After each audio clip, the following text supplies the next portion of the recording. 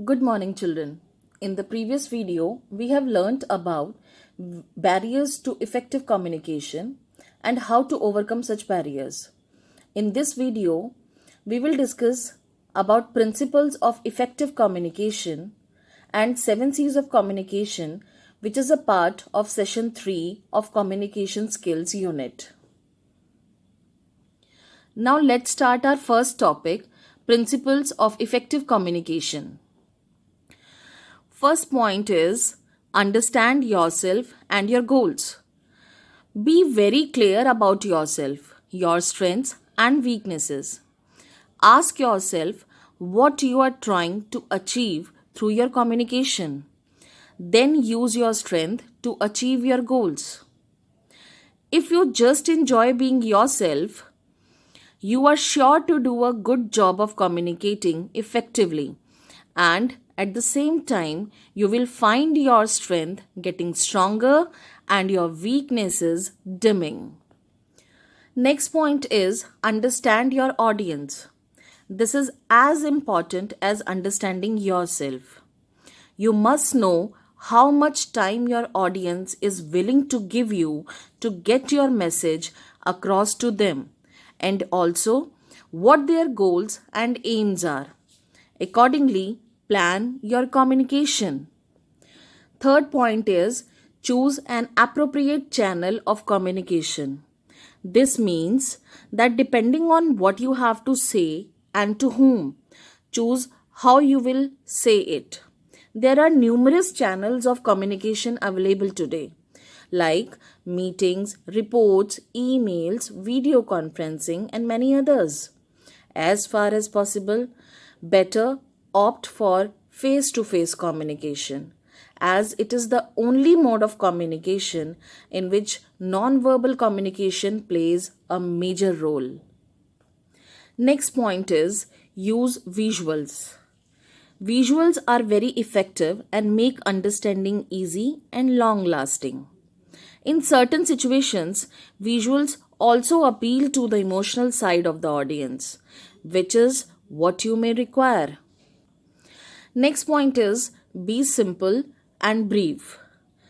Simplicity is the principle that will go a long way in making your communication effective. So, respect others' time and put across relevant information as quickly as you can. If you drag on, you are likely to lose your audience along the way.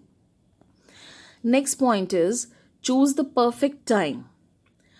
Ideas are well accepted when they are put at the correct time. An effective communicator will wait and strike when opportunity knocks. Offering services and solutions when they are needed the most is a sure way of ensuring that what you are saying is very effectively communicated. Next point is be methodical in your preparation. Means have a clear outline as to how you are going to reach out to your audience and attain your goals through your communication. When you are well prepared, it will make your communication systematic and effective. Next point is listen actively. Listening is a key ingredient of any effective communication. Do not just hear, listen with all your senses. You will maintain eye contact when you are keenly listening. Next point is never stop learning better ways of communication. Never let your curiosity die. We must always be conscious of the changes that take place around us and evolve our communication skills to be suitable for the present. Test different styles and be open to constructive feedbacks. Now, last but most important point of effective communication is feedback. Feedback, as we have already learned, is essential for any communication to be effective.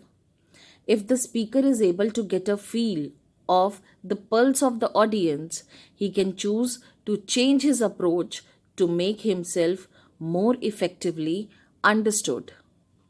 Now, next, move on to our next topic, 7 C's of communication. To understand this topic, I'm sharing you one video made by Key Differences channel. Next, we will discuss the 7 C's of communication. Clarity. Clarity of message is the first and foremost requirement of the effective communication. Hence, the language used must be simple and straightforward. Correctness. The message must be correct in the sense that the message must be free from all grammatical and spelling errors. Further, the message should be exact and well timed. Completeness. The message must be complete in the sense that the message should contain all the facts and information required by the recipient. Concreteness. This means that the content of your communication must be tangible. That is, there must be sufficient evidence to support your argument. Conciseness. A short and precise message is always preferred. So, to make the message well understood, avoid the use of irrelevant words and details. Coherence. There must be a coherence in writing and speech. That is, there must be a logical relationship between the words, sentences, and paragraphs. So, the points should be sequential, well organized, and interconnected. Courtesy. Courtesy is the essence of communication, which implies that the sender must be polite, respectful, open, and honest with the receiver. So, guys, this brings me to the end of this. I hope this topic will be clear to you. Here we have a small assessment for you. Just go through the book pages which I have already uploaded on the ERP and do a small assessment part. Thank you.